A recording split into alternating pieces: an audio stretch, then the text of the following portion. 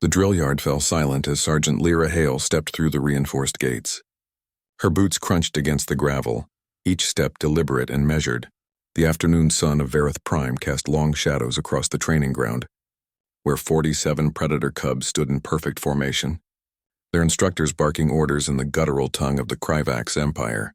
For 3 cycles, the Kryvax had attempted to forge their young into soldiers. For 3 cycles, they had failed to understand why their traditional methods crumbled in the presence of a single human. Commander Thexral, a towering Kryvax warrior with scales like obsidian armor, stood at attention. His 4 eyes narrowed as he watched the human approach. "Sergeant Hale," he growled, his translator chip rendering his words into flat, emotionless standard. "You are early. The cubs are not yet—" He never finished his sentence. Ravik saw her first. The young Kryvax cub, barely 8 solar cycles old, possessed the keen eyesight of his predator species. His triple-jointed legs tensed, his tail went rigid, and then he broke formation. Lyra, the universal translator, couldn't quite capture the joy in his chittering cry. What happened next would be discussed in military academies across 5 star systems for decades to come. As Ravik charged toward the human, the carefully maintained discipline of the Kryvax Youth Corps shattered like brittle glass. 1 cub followed Ravik, then 3, then a dozen. Within seconds, the entire formation dissolved into chaos as 47 predator cubs abandoned their posts and sprinted toward Sergeant Lyra Hale. Commander Thexeral's mandibles clicked in horror. "Hold your positions!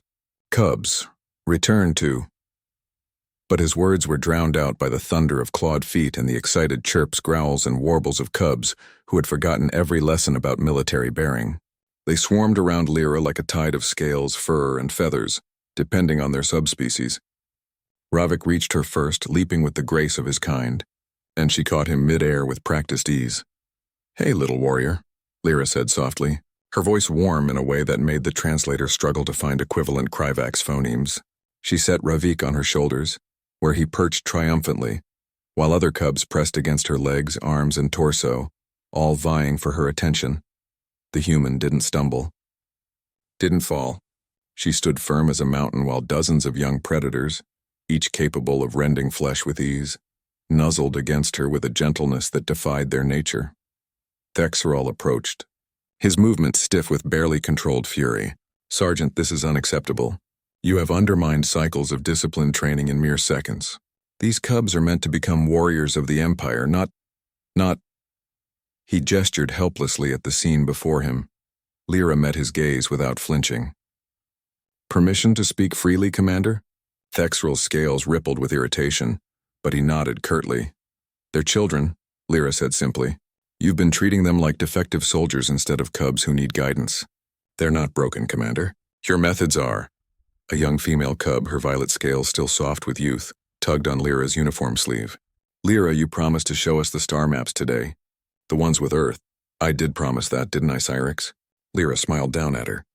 "After drills, though, you all still need to complete your exercises." The effect was instantaneous. The cubs began moving back toward their formation positions, not with the rigid, fear-driven obedience the Kryvax instructors had demanded, but with eager willingness. Ravik hopped down from Lyra's shoulders and raced to his spot, turning to face her with perfect posture. Within 2 minutes, every cub stood in formation once more, silent, attentive, ready. Thexeral stared, his translator emitting a sound that might have been a laugh or a curse, perhaps both. "Explain this, human.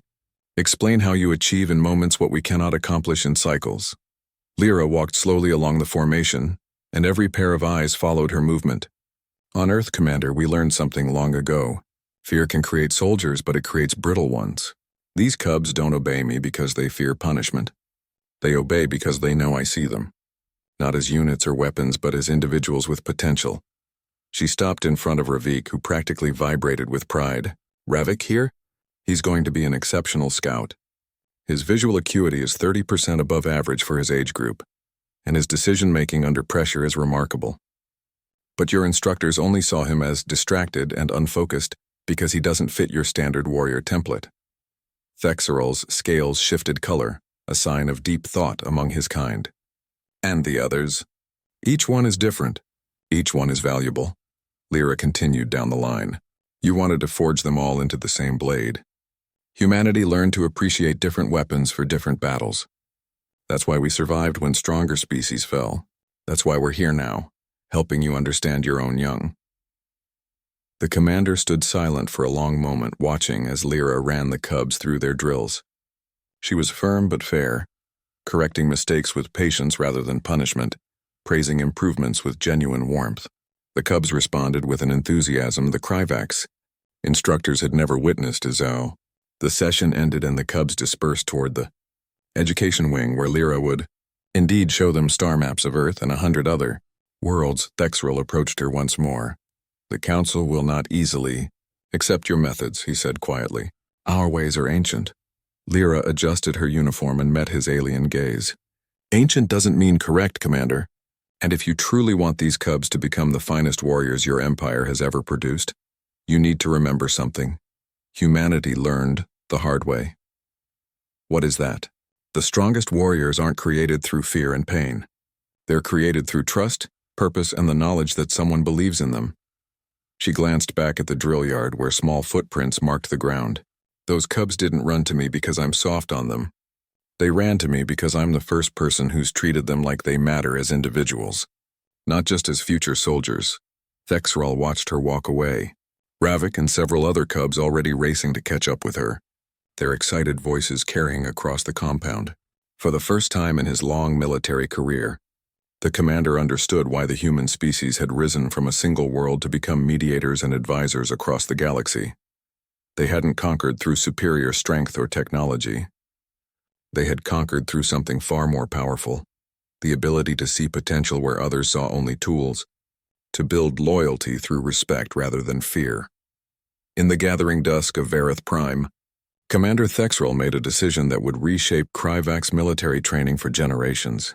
Tomorrow, he would recommend that Sergeant Lyra Hale's methods be studied and implemented across all Youth Corps facilities. The humans had stepped into their drill yards, and perhaps, the commander thought, it was time the Kryvax learned to see their cubs the way Lyra Hale did.